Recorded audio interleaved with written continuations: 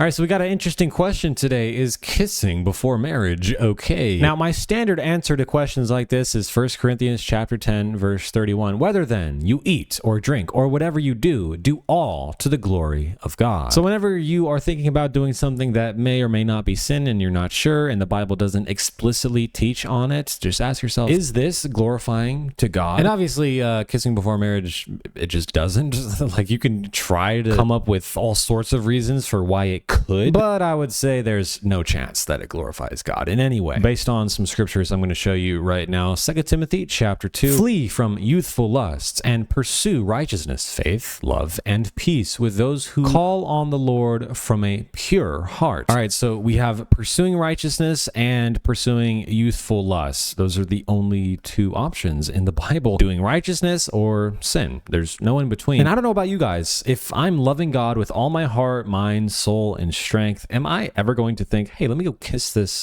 person who isn't my wife? No, that doesn't happen. That is in the youthful lusts area. The only reason I have ever thought about kissing a woman who is not my wife is because of my flesh, not the spirit. I made a shorter video about this and people are like, oh, it doesn't mean much. Oh, as long as it doesn't lead to more intimate things, it's fine. I have two things to say to that. Number one, where does the Bible say that? And number two, according to this analysis, 95% of people have relations with another person before marriage. Where do you get this idea that people, oh, just a kiss, oh, but we're not going to do anything more? That doesn't happen. No one does that. Let's just get some more biblical wisdom. Matthew chapter 5, of course, very famous Sermon on the Mount. But I say to everyone who even looks at a woman to lust for her has already committed adultery with her in his heart.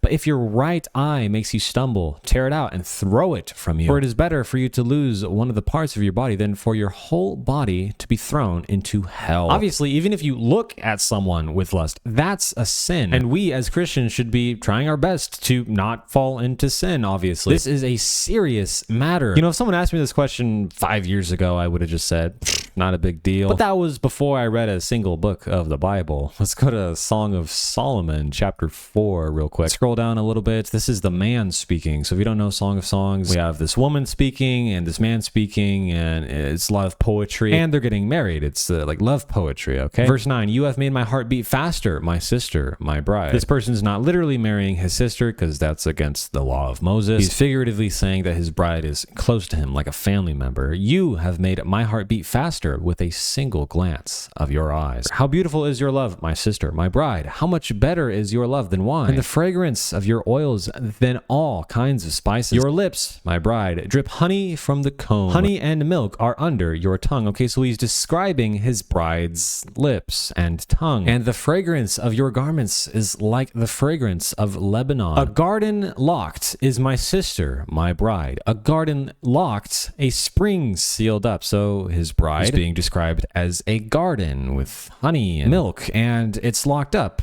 Well, she's your bride. You can't access her, basically, because you're not married yet. This godly man is looking forward to a godly relationship within marriage, not outside of it. So let's go to chapter 8. This is where the woman is speaking now. Oh, that you were like my brother, who nursed at my mother's breasts. If I should find you outside, I would kiss you. I would not be despised. So the bride here is expressing her desire to kiss this man, and that she would kiss him if he was her brother, because in those times you would kiss your family members as a greeting, and that no one looked down on that. But obviously, if she kissed him now, even though he's not her brother, she would be despised. So she's not going to kiss him, because kissing someone who you're not married to among godly people is frowned upon. Imagine going to church with someone that you're dating. Would you feel comfortable kissing that person in front of all the other church people there? I know I wouldn't even think about doing something like that. And I think that's for good reason. There's just this atmosphere at places like church with other people who are actively trying to live a holy lifestyle, which causes you to think twice about what you're doing. And some people would obviously say, oh, the culture has changed. Oh, it's different now. Which is actually a horrible argument in this conversation, because back then, kisses actually meant less than they do now. Let's move on to verse 4. This is to the daughters of Jerusalem. I charge you, O daughters of Jerusalem. If you're a woman watching this, listen up.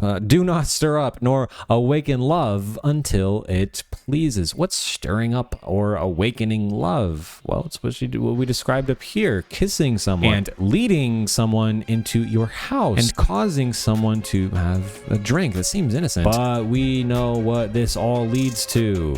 Do not stir up or awaken love until it pleases, until the time is right, which is marriage, of course.